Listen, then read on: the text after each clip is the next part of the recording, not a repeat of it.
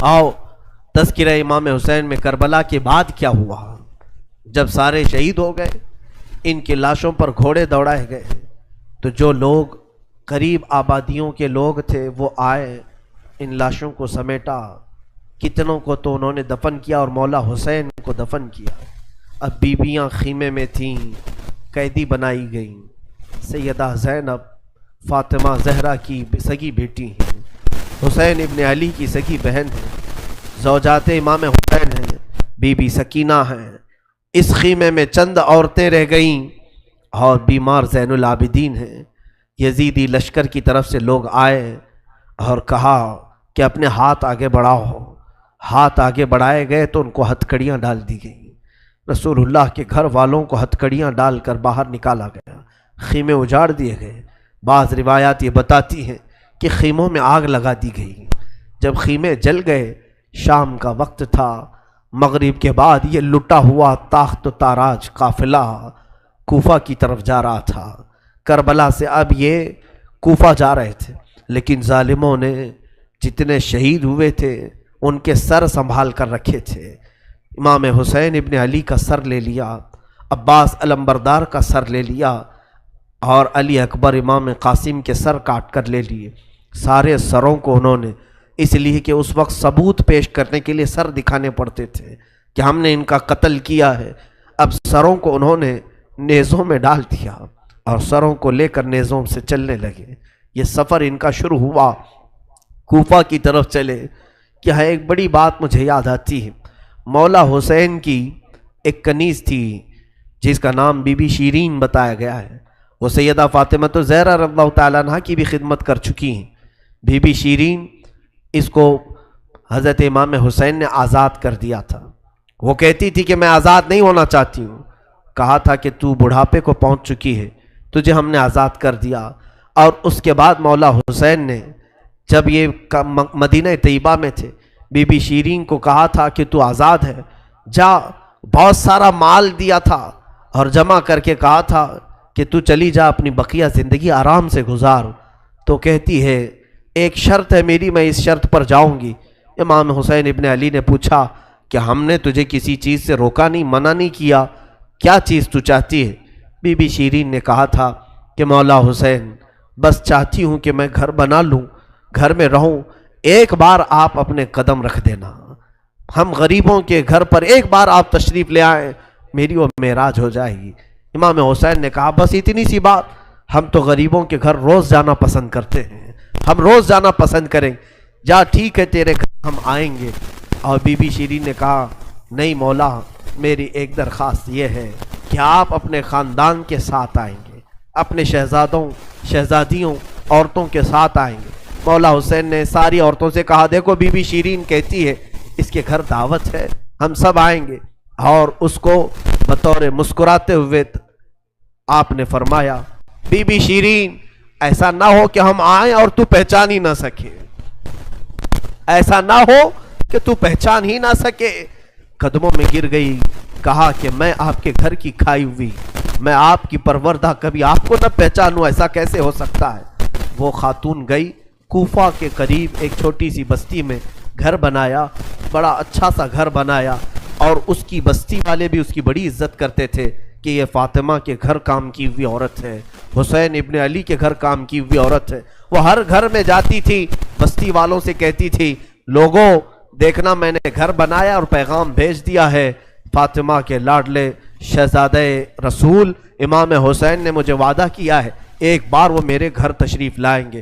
بستی والے کہتے تھے کیا تیری قسمت ہے کہ تیرے گھر مولا حسین آنے کی بات کر چکے ہیں، رسول اللہ کا شہزادہ تیرے گھر آئے گا۔ سب اس کی گاؤں میں بڑی عزت تھی، لوگ کہتے تھے کہ اس کی بات پر حسین آنے والے ہیں۔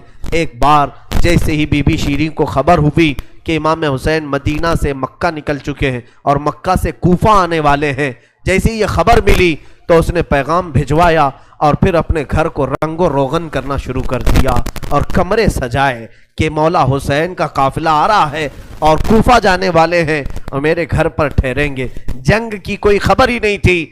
گاؤں والوں کو جیسی اطلاع ہوئی، گاؤں کے سارے لوگ اس کے ساتھ مل گئے۔ پورے گاؤں میں سارے لوگ گھروں کی تیاریاں کر رہے تھے اور سب لوگ روز انتظار کرتے. بی بی شیریں پہاڑ کے ایک چوٹی پر صبح سے شام تک بیٹھتی, ہر آنے جانے والے قافلے والے کو دیکھتی, جو مکہ سے کوفہ کے لیے آ رہا ہے جا رہا ہے دیکھتی, انتظار کرتی. اس میں امام حسین اپنے گھر والوں کے ساتھ آنے والے نہیں آئے.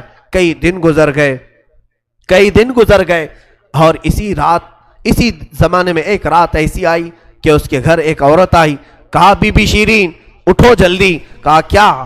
کہ حاکم بصرہ ابن زیاد کا لشکر بہت بڑا لشکر ہے اور وہ لشکر باہر آیا ہوا ہے, تیرا بڑا گھر ہے, وہ چاہتے ہیں کہ آج کی رات تیرے گھر میں گزارے. کہا کون لوگ ہیں, کیوں آئے ہیں؟ کہا سنا ہے کہ ایک باغی نے بغاوت کی تھی اور اس کا سر کچل دیا گیا, اسے مار کر کے اس کا سر لایا گیا ہے اور اسی کو دمشق امیر المومنین یزید کے پاس لے جایا جا رہا ہے. بی بی شیریں نے کہا پتہ نہیں کون سا باغی تھا, کس نے بغاوت کی تھی, کس سے جنگ ہوئی تھی, خبر نہیں ہے. بہرحال اگر حاکم کا قافلہ گھر کے دروازے پر کھڑا ہے تو میں دروازہ کھول دیتی ہوں. دروازہ اس نے کھولا. بہت سارے رات کا وقت ہے, شہزادوں کے سر نیزوں پر لٹکے ہوئے ہیں. حسین ابن علی کا چہرہ دھول میں اٹا ہوا تھا, زلفیں چہرے پر آئی ہوئی تھیں, بیبیاں سب باندی بنا کر لائی گئی تھیں اور سب جکڑی ہوئی تھیں, چہرے ان کے بالوں سے ڈھاکے ہوئے تھے. اس خاتون نے دیکھا اور کہا ہائے ہائے افسوس, قیدی آئے ہیں میرے گھر. مولا حسین کہتے تھے قیدیوں کے ساتھ اچھا سلوک کیا جائے, قیدیوں کے ساتھ اچھا سلوک کیا جائے.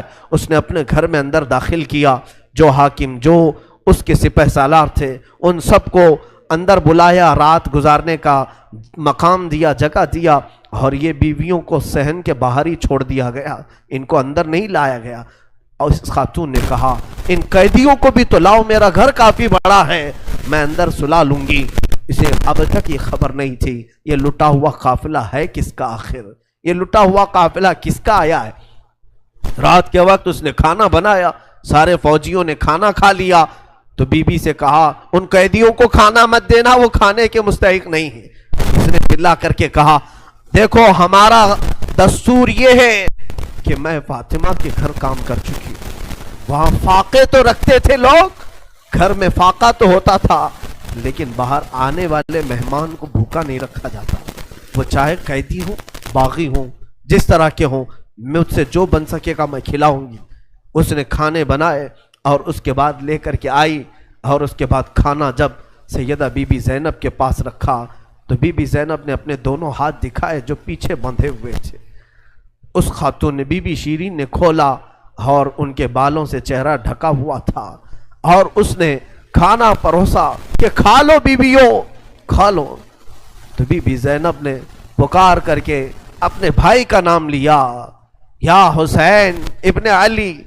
تو بی بی شیریں چونک اٹھی, یہ نام تو کیوں لے رہی ہے, یہ نام تو میرے آقا کا ہے جس کی میں باندھی تھی, میں خدمت گزار تھی, یہ نام تو کیوں لے رہی ہے. بی بی زینب کہتی ہے بی بی شیریں کیا ہم نے تجھے پہچان لیا, بابا نہیں کہتے تھے کسی دن ہم گھر پر آئیں اور تو پہچان ہی نہ سکے.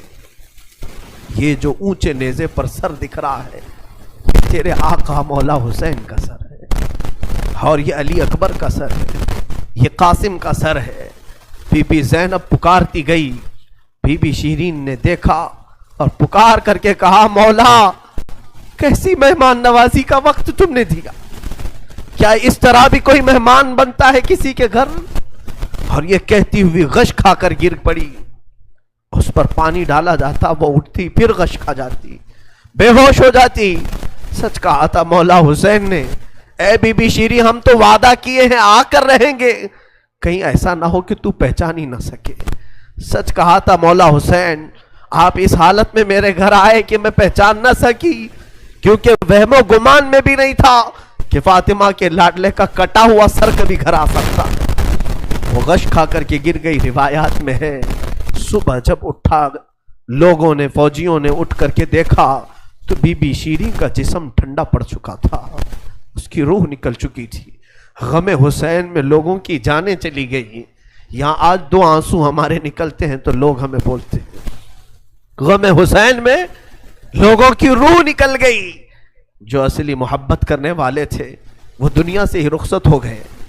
مولا حسین کی محبت کرنے والی بی بی شیریں دنیا میں نہیں رہی. کہا آخری جملے اس کے یہ تھے، گھر بڑی آن شان سے اس لیے بنایا تھا کہ ایک بار مولا قدم رکھیں گے. اب انہوں نے قدم رکھ دیا تو اب جینے میں کوئی مزہ نہیں ہے، اب میری زندگی کی تمنا پوری ہو گئی ہے. اس کے بعد یہ قافلہ نکلا، کوفہ کی طرف جا رہا تھا، ابن زیاد تک پہنچنا تھا. حاکم بصرہ، حاکم کوفہ عبید اللہ بن زیاد کے پاس یہ قافلہ جانے سے پہلے کئی منزلوں پر رکا. دوسری رات آئی تھی. دوسری رات ایک گرجا گھر کے پاس ان کا قیام ہوا. وہ ایک عیسائی کا گرجا تھا، وہاں پر قیام ہوا. عیسائی نے دیکھا کہ بہت سارے کٹے ہوئے سر آئے. اس نے بھی اپنے چرچ میں رکنے کی اجازت دی تھی. ہائے افسوس، عیسائی بھی رحم کھا رہے ہیں. کیسے وہ مسلمان تھے جو رسول اللہ کے گھر والوں پر رحم نہ کھا سکے.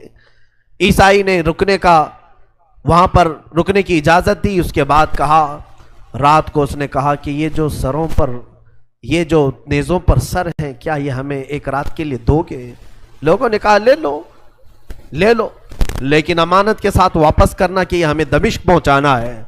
اس نے سر حسین کو لیا، دھول کو صاف کیا، اس لیے کہ اسے دور سے ہی اس چہرے میں کچھ چمک نظر آ رہی تھی. اس عیسائی راہب نے رات کے وقت دیکھا، ایک تخت پر رکھ کر کے سر حسین کا غور سے مطالعہ کرنے لگا اور اپنی پرانی کتابوں سے ملانے لگا. پرانی کتابیں پڑھتا تھا اور چہرہ دیکھتا تھا، بار بار دیکھتا تھا.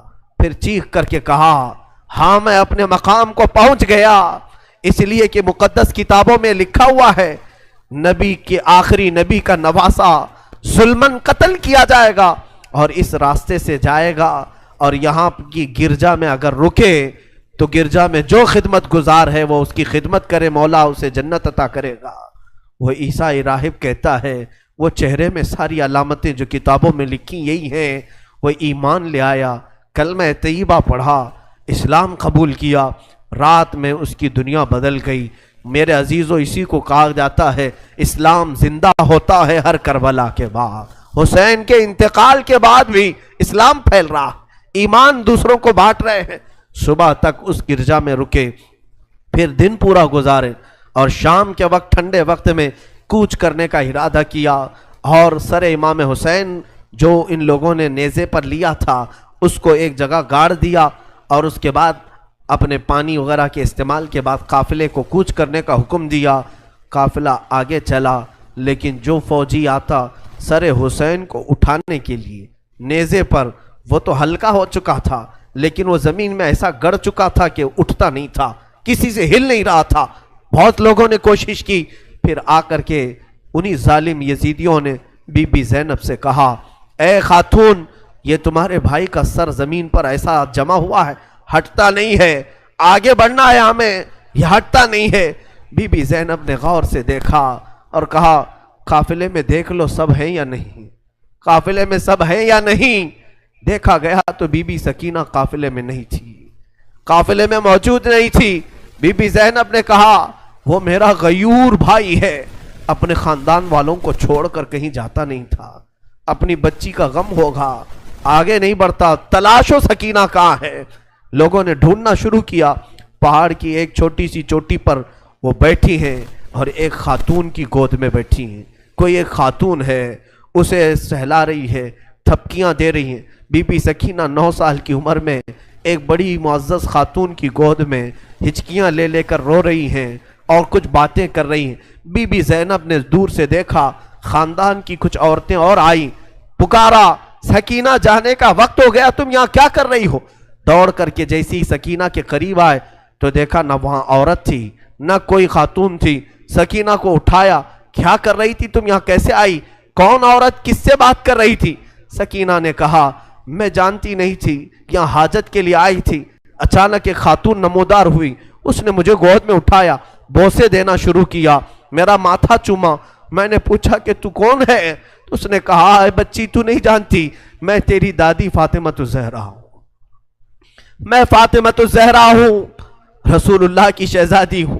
میں اپنی دادی کے گود میں سو گئی، بڑا نرم گود تھا، بڑی ان کی नाजुक हाथ थे और वो मुझे सहला रही थी और मुझसे पूछ रही थी कि कैसे करबला में क्या क्या हुआ सुना बच्ची। मैं अली असगर की शहादत दादी को सुना रही थी, अली अकबर कैसे कत्ल हुए दादी को सुना रही थी। उनके आंसू बहते थे और मेरे जिस्म पर गिरते थे और मैंने करबला की सारी दास्तान अम्मा फातिमा को सुना रही थी। सैयदा ज़ैनब की चीख निकल पड़ी कि माँ फातिमा अब भी बेकरार है। इसलिए कि हज़रत इमाम मुस्लिम फरमाते हैं, एक बड़े बुजुर्ग हैं, ताबई हैं, कहते हैं मैंने ख्वाब में देखा एक बूढ़ी खातून को, करबला का ये मंजर जो था 10वीं मुहर्रम को हुआ, 9 मुहर्रम को ख्वाब देखें या आशूरा की रात को उन्होंने ख्वाब देखा। कहते एक बूढ़ी औरत है, बड़ी उम्र वाली औरत है, जुब्बा उसके सर पर पड़ा हुआ है, झाड़ू लेकर मैदान झाड़ रही है, पूरा मैदान झाड़ा।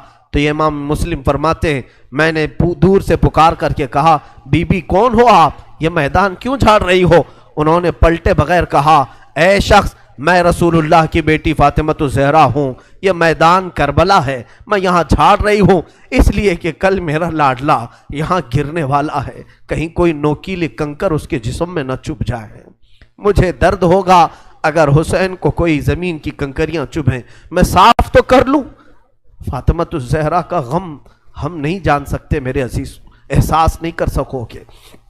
गम की दास्तानें बड़ी हैं, बहुत हैं, वाक़यात सुनाने के लिए मेरे पास वक्त नहीं है, मैं समेटता हूँ। अज़ीज़ान गिरामी, ये ताख्त व ताराज काफ़िला, ये असीरान अहले बैत कूफा पहुँचे इब्न ज़ियाद के महल में। इब्न ज़ियाद ने देखा हुसैन इब्न अली को ताने मारने लगा, कहा कि तुमने बड़ा गलत किया, तुमने यजीद के ख़िलाफ़ खुरूज किया, बगावत किया। और उसके बाद बहुत सारी बेहुरमती करने के बाद इस काफ़िले को उसने दमिश्क रवाना किया। दमिश्क मुल्क शाम की राजधानी, आज भी मुल्क शाम में जिसको इंग्लिश में दमस्कस कहा जाता है, दिमश्क है वो असल। दिमश्क में जब ये काफ़िला पहुंचने लगा वहाँ के हालात अलग थे। बाज़ार शाम पर लानत हो, बाज़ार शाम पर का बुरा हो। वहाँ शाम का बाज़ार सजाया गया था, घर घर वहाँ सजाए गए थे और लोगों में ये जश्न का माहौल था कि आज बागियों के सर लाए जा रहे हैं और कैदियों को जकड़ करके मुल्क शाम खलीफा वक्त यजीद के दरबार में पेश किया जा रहा है। लोग छतों पर चढ़ चुके थे ये मंजर देखने के लिए, ये अलम जो उठा करके आ रहे थे लोग काफिले यजीद में। यजीदी लश्कर जो कूफा से दिमश्क दाखिल हो रहा था, दिमश्क के दरवाजे पर यह काफिला पहुंचा है, सरे इमाम हुसैन को नेज़े पर लेकर, अली अकबर, इमाम कासिम, अब्बास का सर लेकर ये लोग पहुंचे हुए हैं। अभी मुल्क शाम के बाजार में देखा अचानक तबले बजना शुरू हो गए, ढोलों की आवाज़ें बुलंद हो गई, बाजे शुरू हो गए और बहुत ज़्यादा बांसुरियाँ बजने लगीं और इस जश्न के माहौल में इस काफ़िले को लाया जा रहा है। आगे लोग नाचते हुए जा रहे हैं, खेलते हुए जा रहे हैं कि फ़तेह मुबीन यजीद का अच्छा हो। जय जयकार लग रही थी। ख़ानदान अहले बैत को कैदी बना करके लाया गया है।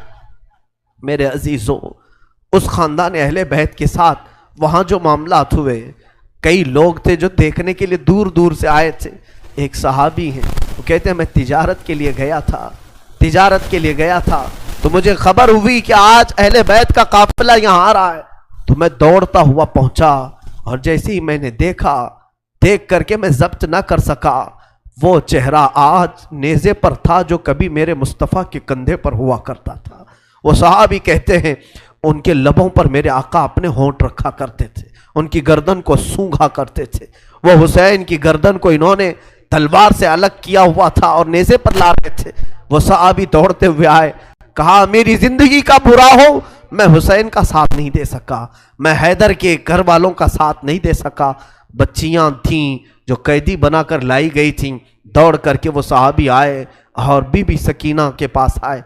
नन्ही सी 9 साल की उम्र की बच्ची भी कैदी बनकर आई, दौड़ करके साथ करीब आए, पूछा कि बच्ची मैं तुम्हारे गम में बराबर का शरीक हूँ, मैं भी तुम्हारे गम में साथ हूँ, अहले बैत का मैं वफादार हूँ। उन्होंने तवज्जो नहीं की, इसलिए कि बीबी सकीना कहती हैं हम तो दुनिया से मायूस हो चुके थे, हमने कटने के वक्त किसी को आते हुए नहीं देखा, अब तमाशा देखने के लिए बहुत सारे लोग आते हैं, तवज्जो नहीं की। उस सहाबी रसूल ने आगे बढ़कर कहा कि सकीना मैं तुझे जानता हूँ, तू हुसैन की बेटी है, تو فاطمہ کی لاڈلی ہے، تو شیر خدا کے گھر کی شہزادی، بتا کوئی حاجت ہو، کچھ کھانا پانی کوئی چیز۔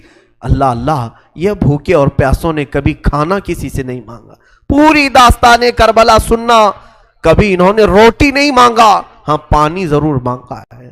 پانی مانگنا انسانیت کے لیے عیب نہیں، روٹی مانگنا محتاجی کی علامت ہو سکتی ہے۔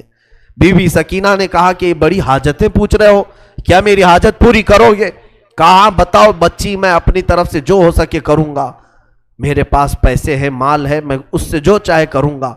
بی بی سکینہ نے صرف ایک درخواست کی کہ میرے نانا کے صحابی، بس اتنا کام کر لو کہ یہ جو اونچے نیزے پر میرے بابا کا سر ہے، حسین ابن علی کا، اس سر کو تھوڑا آگے بڑھا دو، یہ جو جلوس میں جا رہا ہے آگے بڑھا دو۔ ہمارے گھر کی بچیاں غور سے سنیں، میرے گھر کی عورتیں کان کھول کر کے سنو، 9 سال کی بچی کیا خواہش ظاہر کر رہی ہے۔ کہا اگر وہ نہیں بڑھتے ہیں تو انہیں پیسے دے، وہ انعام دے کر آگے بڑھاؤ۔ اس صحابی نے پوچھا کہ اس سر کو تمہارے قریب رہنا اچھا ہے، تمہارے قریب رہنا اچھا ہے، آگے کیوں بڑھانا چاہتی ہو؟ بی بی سکینہ نے کہا اس لیے کہ لوگوں کا جلوس بابا سر کو دیکھنے کے لیے آ رہا ہے، اور سارے دیکھنے قیدی بنا کر کے لائے گئے تھے۔ بیمار زین العابدین حسین ابن علی رضی اللہ تعالیٰ عنہ کے شہزادے، وہ قیدی بنا کر لائے گئے تھے۔ ایک صحابی وہاں پر حاضر ہوئے، کہا کہ کوئی حاجت ہو تو بیان فرمائیں، ہم آپ کے غم میں شریک ہیں۔ حضرت امام زین العابدین نے کوئی توجہ نہیں کی، یہاں تک کہ ایک سپاہی یزید کا ایسا تھا جو تھیلا بھر کر کے پتھر لے کر چل رہا تھا، تھیلا بھر کر پتھر لے کر چل رہا تھا، اور وہ باہر کھڑے ہوئے لوگوں میں پتھر بانٹتا تھا کہ کچھ پتھر تم لوگ برسا ہو۔ ملک شام میں جانے کے وقت کچھ لوگ وہاں صدقے کی کھجوریں پھینک رہے تھے اس اہل بیت کے گھرانے پر، اور کچھ لوگ پتھر برسا رہے تھے۔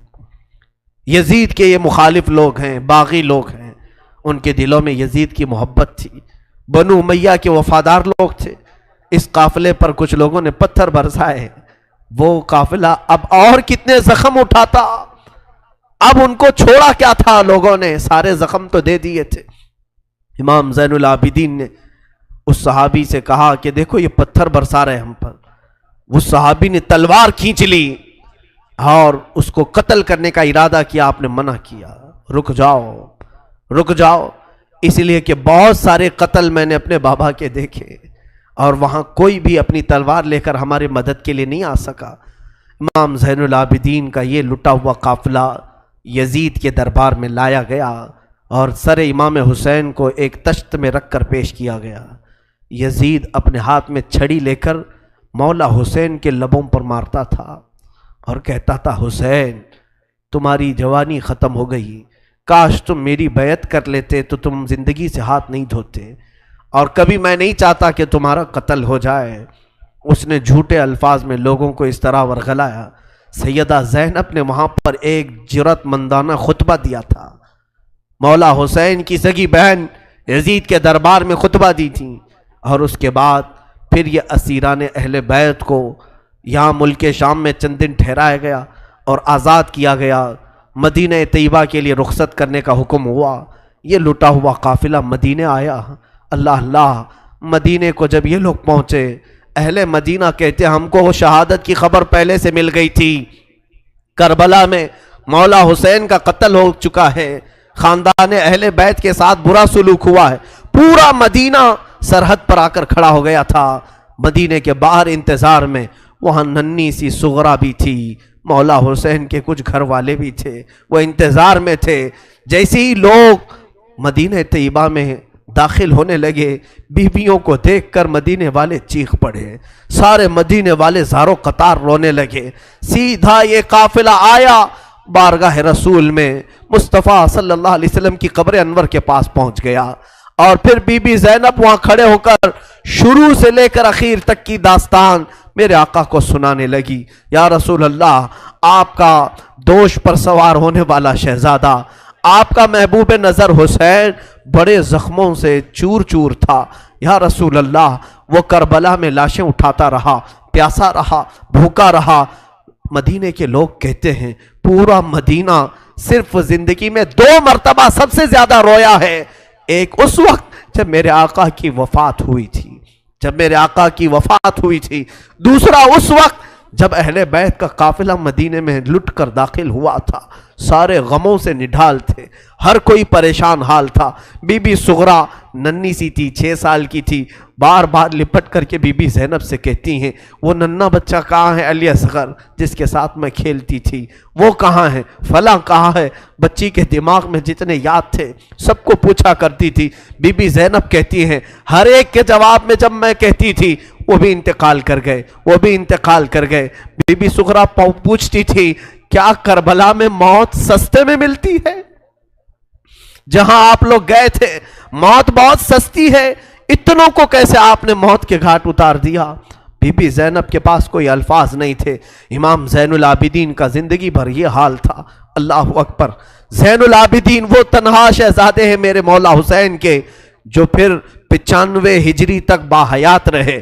امام حسین کی شہادت ہونے کے بعد 61 ہجری میں جو شہادت ہوئی اس کے بعد سے سن 95 ہجری تک آپ باحیات رہے، لیکن روتے روتے آنکھوں کا پانی سوکھ گیا تھا۔ لوگ کہتے ہیں امام زین العابدین کو ہم لوگ دیکھتے تھے، کبھی وہ روتے تھے تو دونوں آنکھوں سے خون نکل آتا تھا۔ لوگ پوچھتے کہ مولا زین العابدین سجاد آپ اتنا کیوں روتے ہیں؟ کہتے ہیں کیا تم میری ہنسی کی تمنا رکھتے ہو؟ جس کے سامنے اس کے بھائیوں کو، اس کے گھر والوں کو، اس کے باپ کو کاٹا گیا ہے، اس کے گھر والوں کو کاٹا گیا ہے۔ امام زین العابدین کا حال یہ تھا کہ امام زین العابدین شہر میں جا رہے تھے اور قصاب گوشت بیچنے والا دکان میں بیٹھا ہے، گوشت بیچ رہا ہے۔ جیسے ہی وہ قریب آنے لگے اس نے جلدی سے گوشت کے اوپر چادر ڈال دی، گوشت چھپا دیا۔ لوگ جو گوشت خریدنے والے کھڑے تھے انہوں نے پوچھا کہ بندے تو کیوں گوشت چھپا رہا ہے؟ کہا زین العابدین آ رہے ہیں، وہ ابھی یہاں کھڑے ہوں گے اور گوشت دیکھ کر کے رونا شروع کر دیتے ہیں، گوشت دیکھ کر کے رونا شروع کرتے۔ کہا ایسا کیوں کرتے ہیں؟ کہتے ہیں جب بھی وہ میری دکان کے پاس یہ کچا گوشت دیکھتے ہیں تو کہتے ہیں کہ میرے بھائیوں کا گوشت ایسے ہی کٹا گیا تھا اور ادھیڑا گیا تھا۔ زندگی بھر وہ گوشت کی دکان کے پاس کھڑے ہوتے تو ان کی آنکھیں بہہ جاتی۔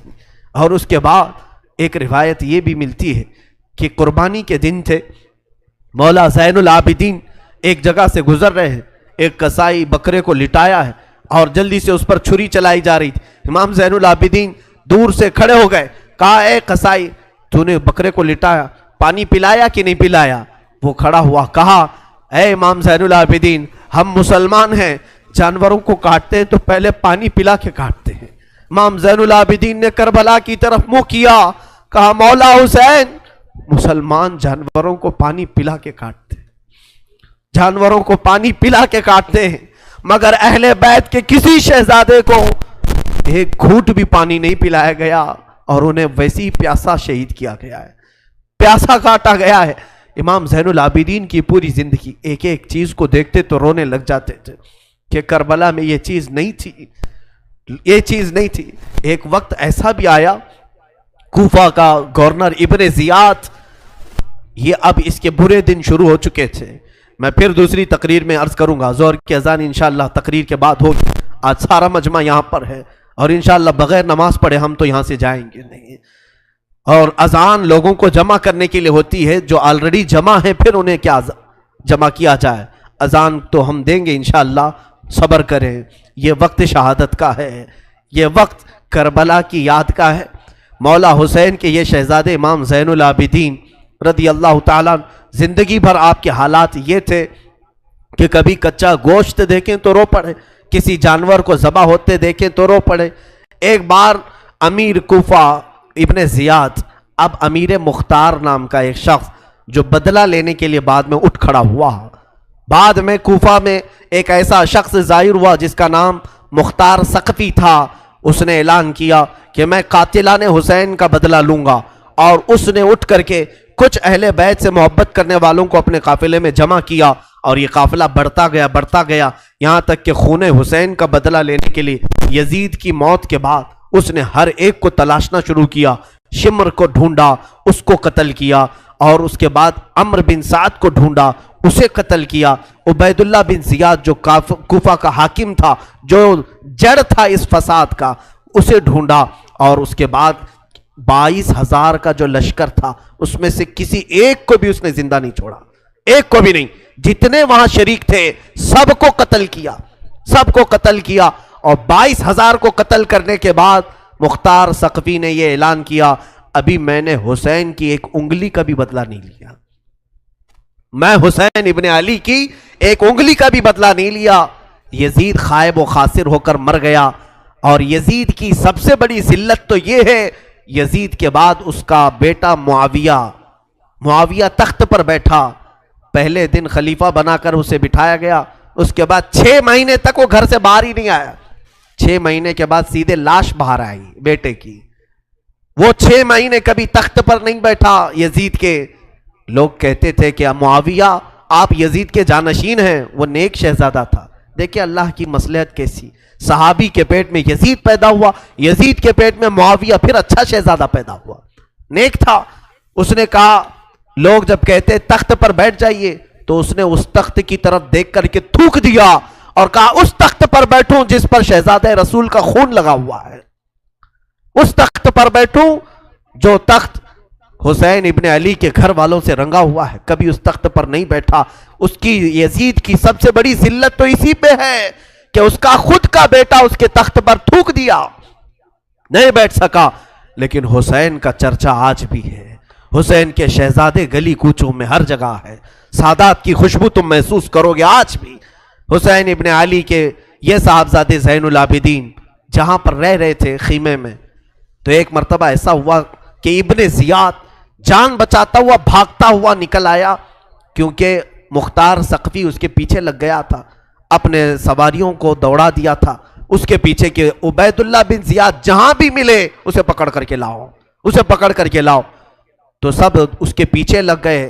مختار ثقفی کے ڈر سے عبید اللہ بن زیاد جان بچاتا ہوا بھاگتا ہوا ایک خیمے میں آیا.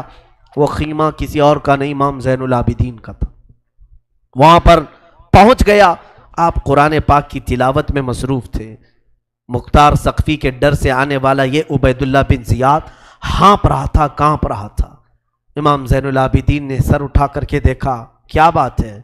کہا پیاس کی شدت ہے، اگر تمہارے پاس پانی ہو تو پلاؤ. امام زین العابدین نے فوراً کھٹوری بھری اور پانی دیا. اس نے پانی پیا اور پھر کہا اور پانی ملے گا.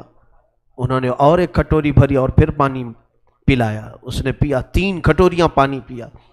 عبید اللہ بن زیاد یہ سوچنے لگا شاید امام زین العابدین نے مجھے پہچانا نہیں ہوگا.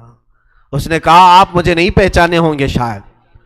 آپ نے چہرہ اٹھایا تو آنکھوں میں خون تھا، آنکھوں میں خون تھا. کہا اے ظالم، تجھے نہیں پہچانوں گا؟ تیری وجہ سے میرا پورا گھرانہ لٹ گیا، میرا پورا خاندان تو نے تباہ کیا، بھوکا اور پیاسا کربلا میں تڑپایا، تجھے نہیں پہچانوں گا؟ تو عبید اللہ بن زیاد بدبخت نہیں ہے؟ تو اس نے کہا جب آپ نے پہچانا تو پانی پلا رہے ہو. امام زین العابدین نے کہا جو تو نے ہمارے ساتھ سلوک کیا وہ تیری فطرت تھی، اور ہم نے جو سلوک کیا ہے یہ اہل بیت کی فطرت ہے، یہ اہل بیت کی شان ہے. ظالموں کے ساتھ بھی پانی پلانے کا سلوک. اسی لیے میرے عزیزو، آج اگر ہمیں کچھ آس ہے، امید ہے، تو رسول کے انہی شہزادوں سے کہ ہماری برائیاں 1000 ہوں گی، لیکن مجھے امید ہے کہ ان حسین ابن علی کے شہزادوں سے اگر قیامت کے دن ایک بار ہم کہہ دیں گے پانی، تو امید ہے کہ یہ اپنے نانا کے حوض کوثر سے ہمیں پانی ضرور پلائیں گے. تذکرہ کرو حسین کا، تذکرہ کرو اہل بیت کا اور علی کے شہزادوں کا. یقیناً حوض کوثر پر انہی کا قبضہ ہے. میرے آقا صلی اللہ تعالیٰ علیہ وسلم اپنے ہاتھ سے جسے چاہیں گے پانی پلائیں گے. ان کے گھر والوں کو ستا کر کے تم پانی قیامت کے دن کس منہ ہوگے، پیاس بجھاؤ گے؟ امام زین العابدین نے اس وقت بھی پانی پلایا. میرے عزیزوں، اس کے بعد ایسا نہیں کہ اسلام ختم ہو گیا. امیہ کی خلافت چلتی رہی. یزید کے بعد اس کا بیٹا معاویہ کے انتقال کے بعد پھر مروان حاکم بنا. مروان کی حکومت چلی، پھر اس کے بیٹے آئے تقریباً 90 ہجری تک، اور اس کے بعد 105 ہجری تک اسی امیہ خاندان نے خلافت کی باغ ڈور سنبھالی. اس کے بعد عباسی خلافت کا دور شروع ہوا. جو بنو عباس کہلائے وہ اہل بیت سے محبت کرنے والے تھے. اتنے زمانے تک بھی اہل بیت کے ساتھ برا سلوک ہوتا رہا. امیہ کے پورے جتنے خلفاء آئے انہوں نے اہل بیت کے ساتھ کوئی اچھا سلوک نہیں کیا. امام باقر کے ساتھ، امام جعفر صادق کے ساتھ، امام موسیٰ کاظم کو 12 سال تک قید میں رکھا گیا تھا، ان کو زہر پلایا گیا تھا، کوڑے مارے گئے تھے. یہ اماموں کے ساتھ برا سلوک تقریباً 100 سال تک چلتا رہا. اور ایسا نہیں، رسول کا گھرانہ آج بھی لٹانے پر قربان ہے. آج بھی اگر کوئی بات آ جائے تو دیکھنا رسول اللہ کی جو اصلی آل ہوں گے، اصلی اولاد ہوں گے،